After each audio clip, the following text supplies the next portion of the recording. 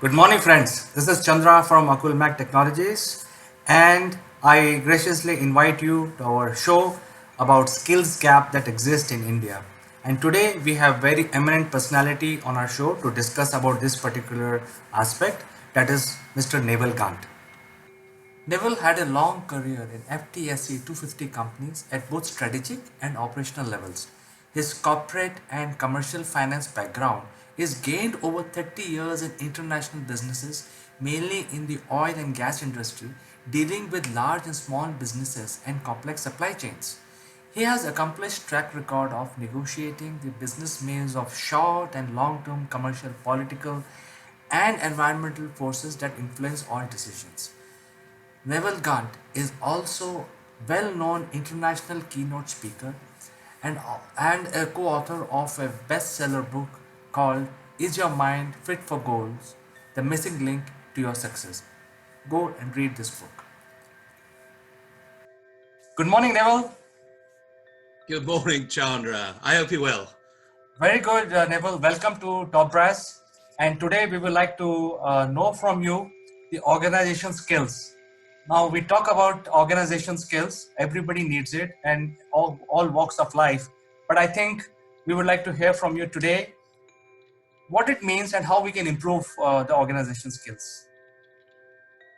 Well, it's a really important subject. And just to recap, we've already talked about being a good communicator and what that means, and it's underpinned by attitude.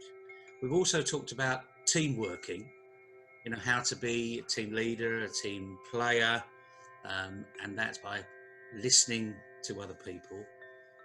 One of these other real important skill sets, which are not technical skills as they call them, because we're still looking at soft skills, being organised. Now, I don't know about you, but I have a regular routine that I go through every single day. And there's a reason for that.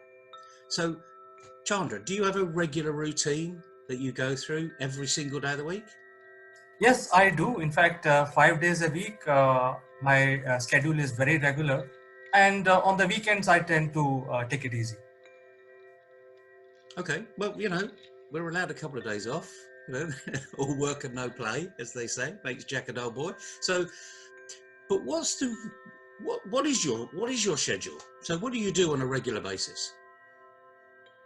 Well, my day starts around 5 o'clock, like 5:30. I do my exercises. I have to drop kids at school. I have to take my dog for a walk. Then I have to finish my breakfast and move to work.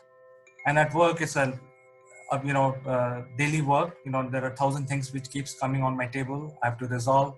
There are a lot of meetings, and I finish my day totally tired in the evening, and I have to drive back home, which takes an hour. So that is also part of my schedule. I have to leave at this time, otherwise traffic will build up and blah blah blah.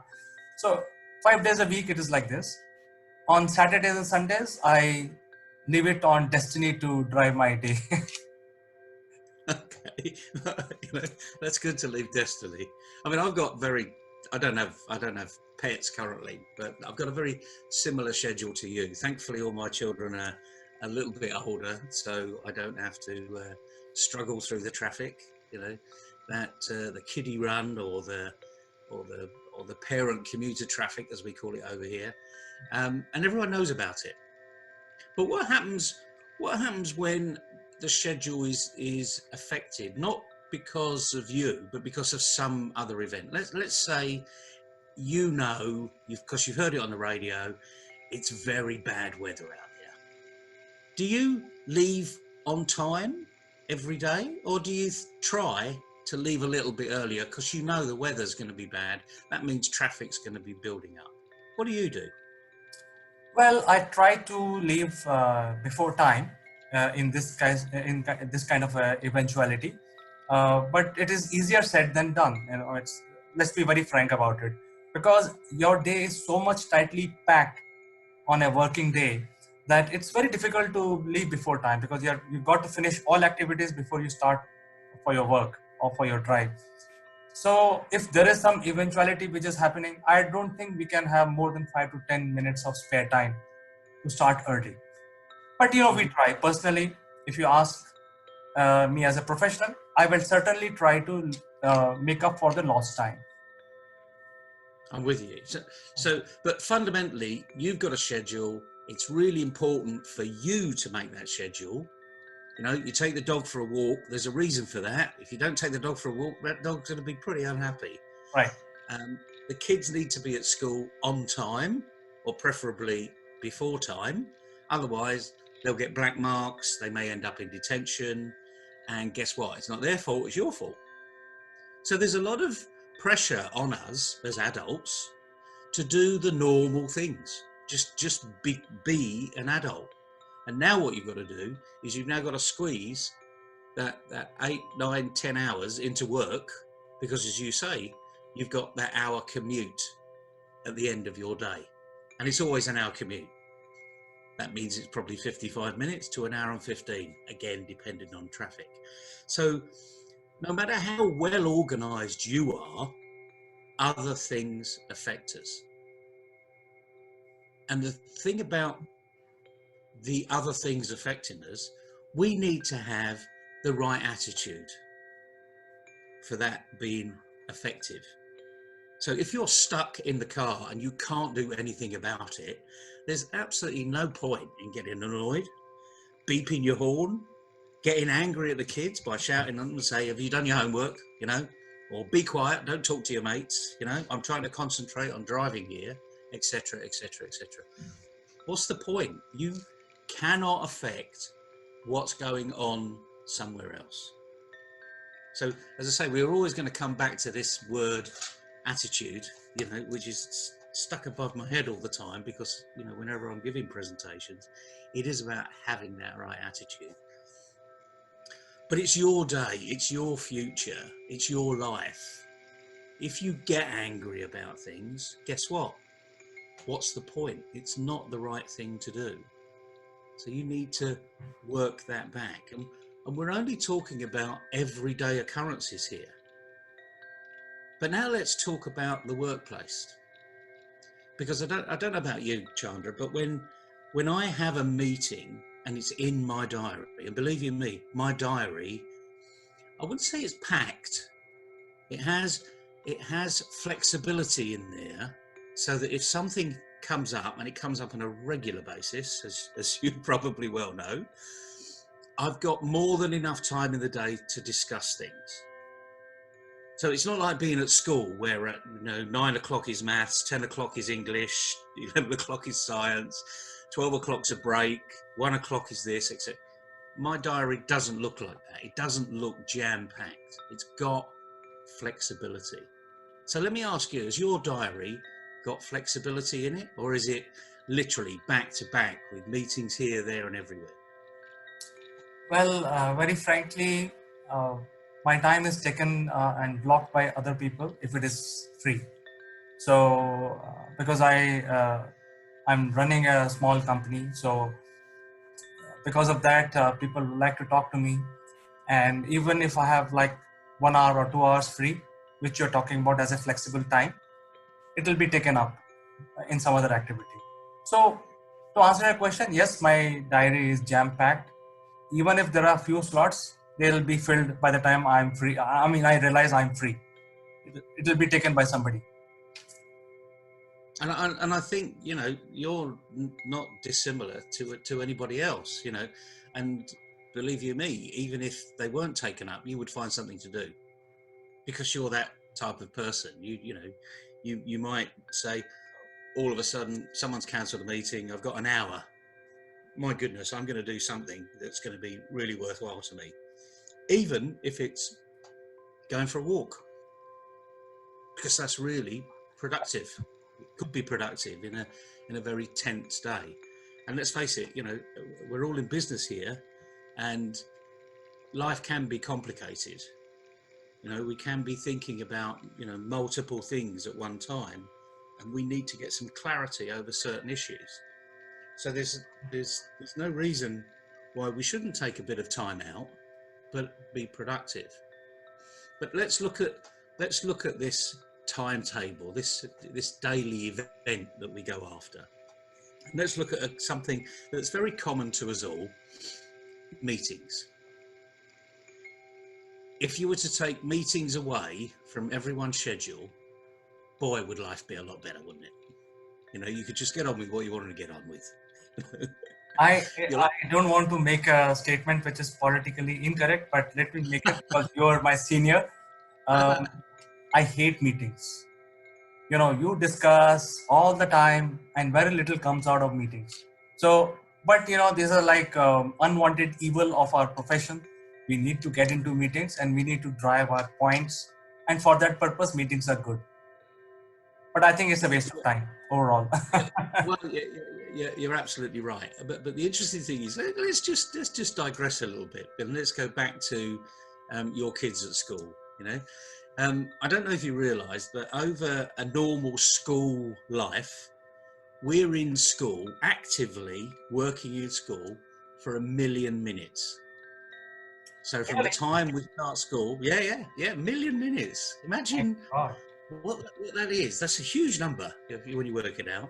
But it's approximately 14 years, about 40 weeks of the year we go to school, and we're physically in lessons about 6 hours a day. That works out at 1,000,000 minutes. But how many of those minutes are really productive? The teacher turns up late, one child turns up late, and all of a sudden you've lost 10% of the time. There's unrest in the classroom. You know, the teacher can't necessarily control a particularly unruly child for whatever reason. You know, that's another 10%. But when you work it out, when we're in school, we're approximately there physically driving our knowledge base forward for less than 50% of the time. Just imagine all of Yes. that wasted time. And that's a meeting, you know? That's the equivalent of a business meeting in the future. So we're not, although we're there because the teacher's going to impart knowledge, I'm not writing down and taking knowledge in for 50% of the time. The reality of life is it's probably about 20%. So why don't we just go to school for a fifth of the time and be more focused and stop these useless meetings? As you say, most meetings are useless because they never come out with a result. However, what if you had a meeting that was in the diary? It's important, not just to you, but to the person you're meeting. So let's say this is a one-to-one, just like we're meeting here. You know, we were there before time. We were both there before time. Why? Because we diarised it. It was important to have this meeting. We knew the subject matter. We've both done our homework. We've both got our mind in the right place to have this meeting. We don't know what the outcomes are because you and I are smart individuals and we've got a subject matter we're trying to understand here.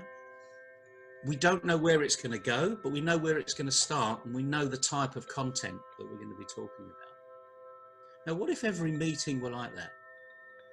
You would have a pre-meeting, the beginning of the meeting, setting the agenda.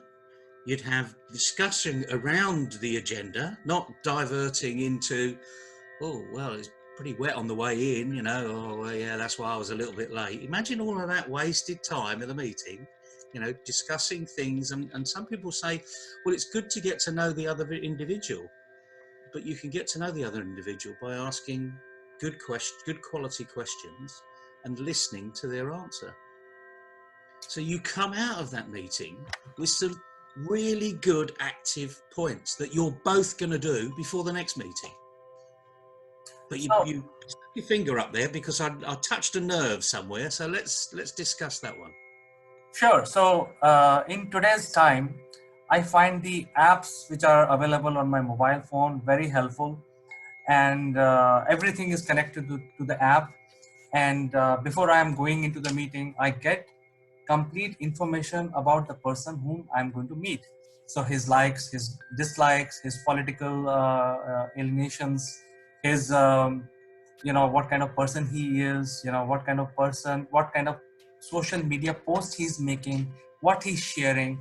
So it gives me a pretty much understanding of how I'm going to run my meeting. So thanks to the world of connected world today, and thanks to the social media.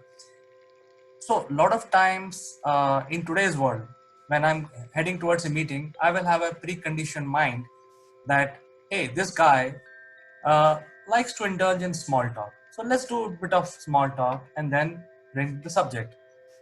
There is another gentleman, he may not like to do any small talk. And he say, okay, let's come to the business straight away. So there are different kinds of meetings. There are people who would like to praise your mobile phone, or, if there are, because we are men, so we can't praise other guys, right? So, but there could be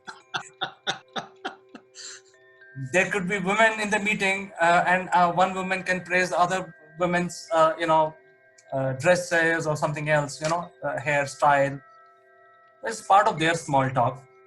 So it's like it's all very subjective.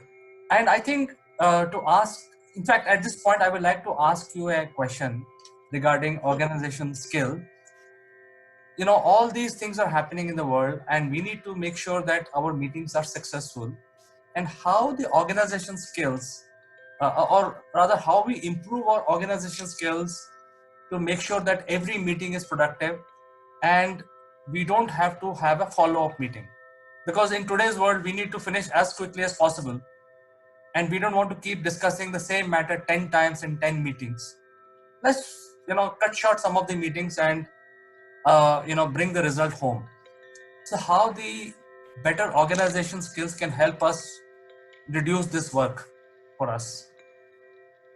Well, let me give you a very simple, for instance.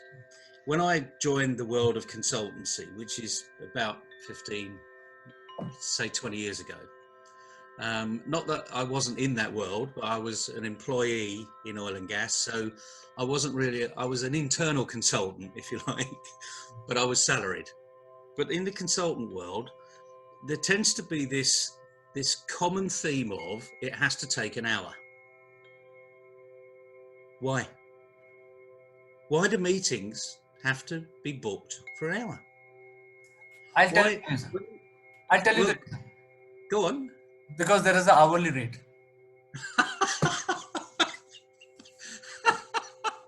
I love it. I love it. Sorry, that really did take me out of my seat. Um, there is an hourly rate. Well, okay. Well, imagine there is no hourly rate. I mean, when you go and see your doctor in the UK, every meeting is now 10 minutes. They book meetings back to back, book patient surgeries back to back for every 10 minutes. Realistically, in 10 minutes, the doctor has probably only got time to write a prescription. So he's going to listen, or she's going to listen to what your problem is, and they need to utilize their skill set, their listening skills, and all of this compendium. Imagine the different viruses and the different issues that we've all got as human beings, because your body and my body is a really complicated thing. If my heart rate is up, there could be 50, 60 reasons for that, but they've got to find the cause, and they've got 10 minutes to find it. So it's not surprising that a doctor literally gets the prescription out and said, oh, you got flu, take these pills, bye. Because if they can get ahead of the schedule, then that's going to be really good. But the point is, they're not listening, they're not really investigating, and then after a while there's bound to be a follow-up meeting. Because why? Because they didn't get the cause right. The pills didn't work. So, okay, we'll come back again and we'll try another pill. Those pills don't work. We'll come back again and we'll try another pill. So there's always, in our medical life, there's always a follow-up meeting. Now, you're probably thinking the best thing to do is never go to a doctor because there won't be a follow-up. I do. Well, there you go. Take control of your own health. Right. So eat well, exercise sufficiently, which you obviously do because the dog takes you for a walk every day, and and you get that right exercise, you know. So anyway, we digress slightly, because how can you make things more productive? Well, be more organized. Know why you're going. You said there's an awful lot of information about other people you're meeting. I mean, this term artificial intelligence, it's not artificial at all. You know, you go onto Facebook, you go onto any social media platform. We met on LinkedIn. There's thousands of bits of information that we can all research about the one individual. I mean, I'm not a prolific writer, but I do write articles. So if you've read any one of my articles, you probably understand who I am, what I am, and why I'm doing it. So you don't have to think, oh, there's thousands of bits of information, I'm never going to have time to read up about it. If you believe that's the case, guess what? You won't do it. But if you just do a little bit of research, and again, this comes back to this word attitude. If you believe that there's information out there, you'll go and find it. That will make the meeting far more productive. There's one very famous part of my history, if you like. We had a general manager in Turkey, and they were trying to develop an opportunity in, I would say, the Middle East, but it was more for Afghanistan, Pakistan, India, etc., because Turkey was a good link into that arena. And had been there for 3 years and really not got very far. So I went over for a meeting, and one thing about the Turkish men in particular is they love football. They love a drink and they love their coffee. Now, I'm a Leeds United supporter. Now, you've probably never heard of Leeds United, or you may have. You know, back in the 70s, they were a very big team. These days, they languish in a lower league. But Leeds United were a big ticket item in Turkey. Okay. I was invited into these people's homes to talk about Leeds United and their experiences with football. Within 6 months, we had an agreement because we had commonality. And I'd done my homework, and the previous guy clearly hadn't. So a lot of this is having the right attitude to do the homework, so that if that meeting is important, it's in your diary. If it's in your diary, it's important. If it's not important, don't put it in the diary. Don't have it. So there's lots of for instances in here, but I know you've got lots of for instances, because you know you're building an SME arena, you're building TopBrass and bringing in, you know, real high quality people. Unfortunately, you missed out with me, so I wasn't that good. But you're bringing in some high quality people, and I'm sure you've got at least one experience where you had a meeting, you'd done your homework, you believed they'd done their homework, and it all fizzled out into nothing because it wasn't that important to the other party. You got one example of that? I bet you got thousands, but Many examples. where you've put a meeting in place and someone said, "Oh, sorry, I can't quite make that time. Can we make another?" Well, most professional people, I would say 90% of the professional people will do that because, you know, they value other person's time, because other person is also making an effort to travel to their office, or finding time to do that.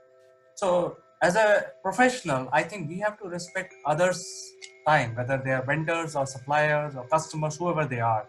People, we have to, understand that they are also valuable.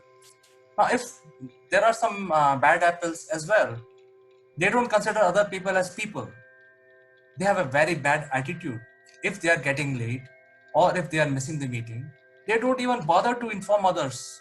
Hey, I'm getting late. I'm stuck in this activity. Something else came up. Some emergency happened. At least keep your status updated with people so that they are prepared.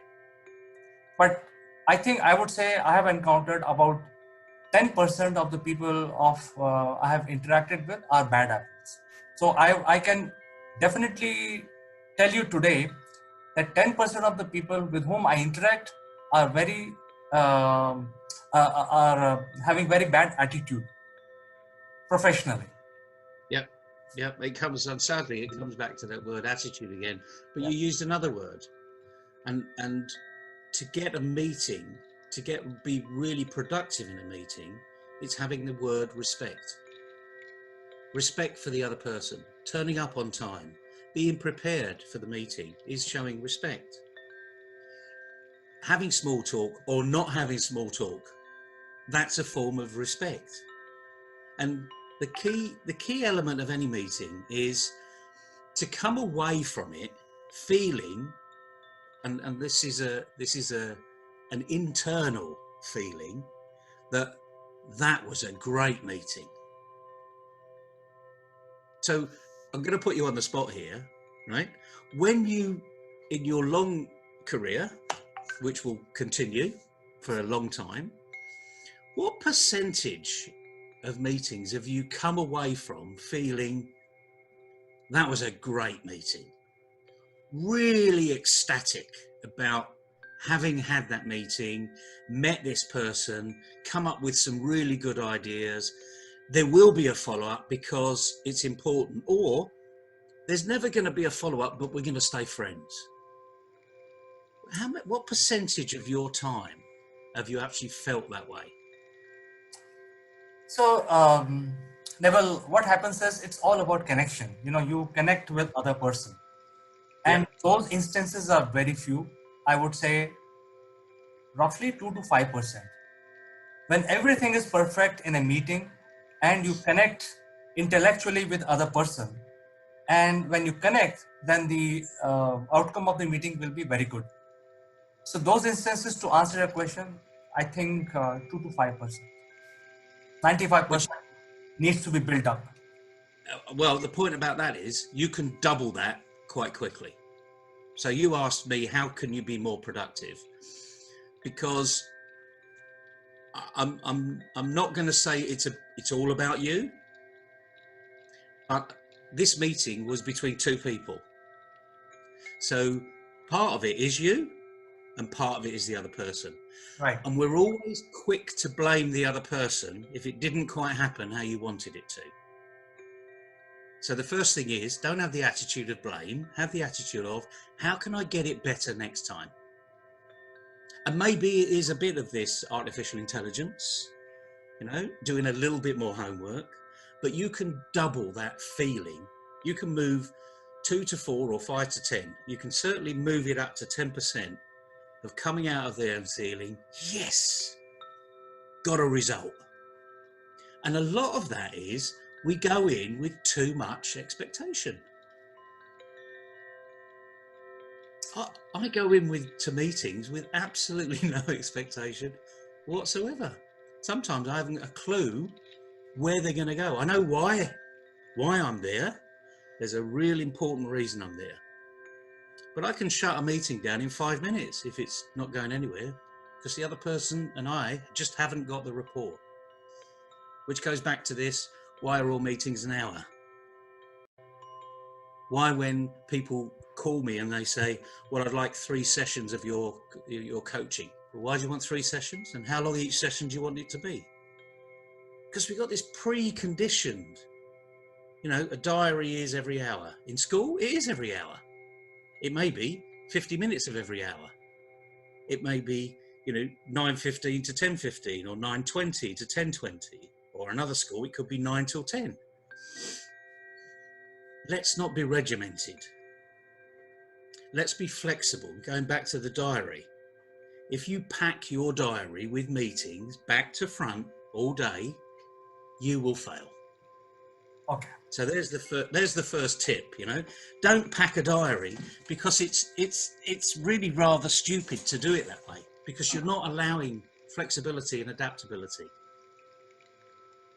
And the worst thing is, if you have a meeting and you have to cut it short because you've got to go somewhere else, how does it make you feel that you're having this fantastic meeting and you've cut it short because someone else has come up and you think, oh, that person's really not going to be that interesting. And I really want to stay here. So again, a lot of it is down to how good we are. And if we get ourselves right, then we will be more engaging. We will be more entertaining. The discussion will go wherever it wants to go. And the other person will feel as though, actually, you know what, this was a really good meeting. And just like you, he's in that same position, 2 to 5%, then he or she would love to be 10%. And the other thing, of course, is if you leave that meeting and you both leave it smiling and you both leave it with one action to do, you'll both do it. You will remember them. But more importantly, if you're a consultant, you want them to remember you. So Certainly. why not leave them? Leave them happy. You know, even if it's saying, I can't solve that problem, but guess what? I know someone who can, or I'll help you find someone who can. So immediately you've taken away a problem. And that's built up with respect and rapport. And you're only going to get that by having conversations like this. I think this is a very good, you know, sort of advice you have given, is not to overburden our uh, diary so that we have some flexibility of time, and then we don't have any pressures to, you know, run to different meetings and finish one job and do it well, then take up the next one. I think that's a good advice. Well, I think, you know, there's no point in taking away thousands of things to do from these discussions we're having. Just take away one, and that's one you've got, you know, and it's one I like. And actually, if you listen to Warren Bennis, there's a great video on YouTube, and Warren Bennis actually says, Warren Buffett actually says, don't fill your diary. My diary's pretty empty. But his day isn't empty. His day is very full. Warren Buffett doesn't have a home. He lives in the aircraft. Well, there you go. He has to be busy. He doesn't have a home. He sleeps and live out of his own private jet. So, yeah, but you're Well, right. I remember he is saying that, you know, he doesn't have a diary. In fact, he doesn't even maintain a diary. yeah. Now he's got to that level where he doesn't maintain his diary, but his PA does. so, you know, this is where, and in many respects, you don't have a diary in the morning, but your children do, because they're standing by the front door saying, you know, there's your diary. So Right. we've got all these prompts. You know, you talk about apps. You know, we've got these prompts that are helping us. Make sure they help us. Make sure they don't hinder us. Because the last thing, again, you know, the last thing you want to do is to make this drive your life. This is a tool, and it's a tool to be used, just like a car is a tool to get us from A to B. It doesn't matter whether you drive a clapped out old Beetle, VW Beetle, or a top of the range Mercedes. It's a tool. You might feel it's a status symbol.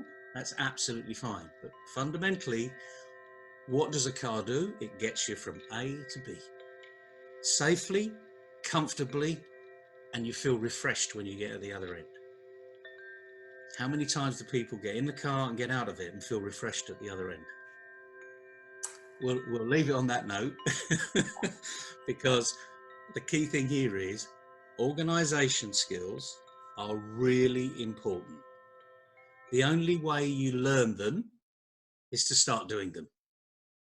You can go on loads of courses if you like, but fundamentally it's down to you to organise your life.